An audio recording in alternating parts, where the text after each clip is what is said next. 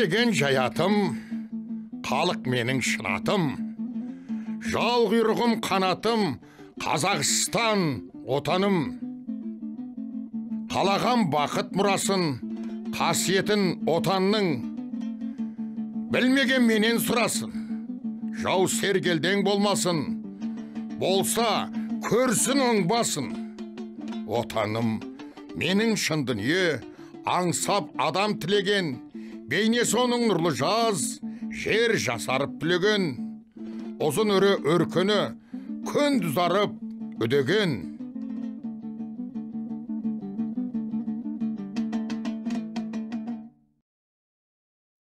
Қазақтың халық ақыны кедей көшпенділердің отбасында дүниеге келген. Кедей отбасынан шыққан ол білім ала алмай, Жамбыл атақты Сүйінбай ақынның жыр, суырып салма өнерді үйренеді. 1897 жылы Жамбыл 52 жасында үйінен шығып, ауыл-ауылды аралап, ән айтып, ақша табады. Домбыраның сүйемелдеуімен толғау, яғни речитатив, күйінде ән айтқан.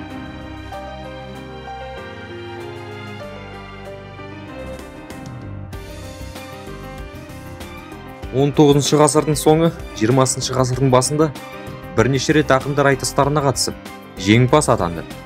Ол айыптау жырлардың шебері ретінде танымал болды. Кейін революцияға дейінгі репертуардан оның сөзінен Сұраншы батыр, Өтеген батыр дастандар және хан мен ақын ертегілері, Еріншек ертегісі және тағы да басқалары танымал болды. Оның әндері КСРУ өмірін шын жүректен дәріптеп, билік тарапынан кеңінен тараған. 90 жасар Жамбылдың тұлғасы жаңа жүйені, оның халқын құшақ жая қарсы алған шығыс данышпан ақсақалының кейпінде ұсынылды. Ол Қазақстанның ең құрметті ақынына айналады. Оның әндері қазақ ауылының жаңа өміріне енеді.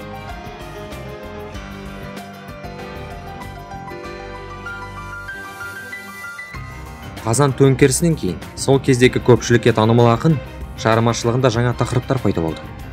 Октябрь туралы әнұран, Менің отаным, Лениннің кесенесіне, Ленин мен Сталин.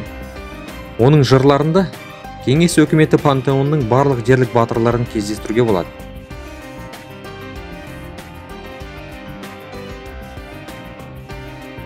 Ол оларға эпикалық қаһармандардың, аты аңызға айналған қаһармандардың, Калинин ақсақалдың, халық комиссары Ежовтың балладасының, Клим батырдың ерекшеліктерін берді.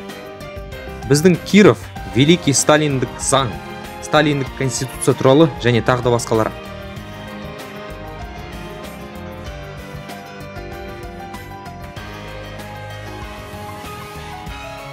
Жамбыл шығармашылығы халық арасында кеңінен насихатталып, жалпы халықты қолдауға ие болды. Жамбыл Ұлы Отан соғысы оқиғаларына кең тарған патриоттық шығармалармен үн қосты. Совет халқын фашистік басқыншыларға қарсы күреске жұмылдырды.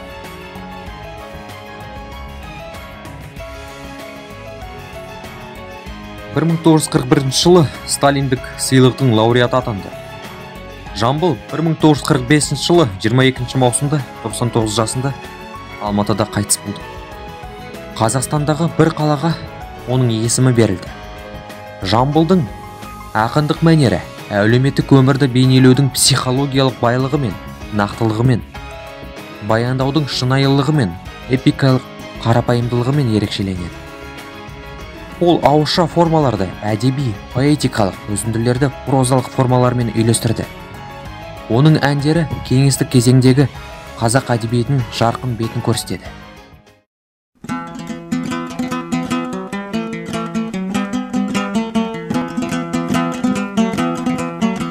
Менің пірім Сүйінбай, сөз сөйлемен сыйынбай, сырлы сұлу сөздері маған тартқан сыйындай.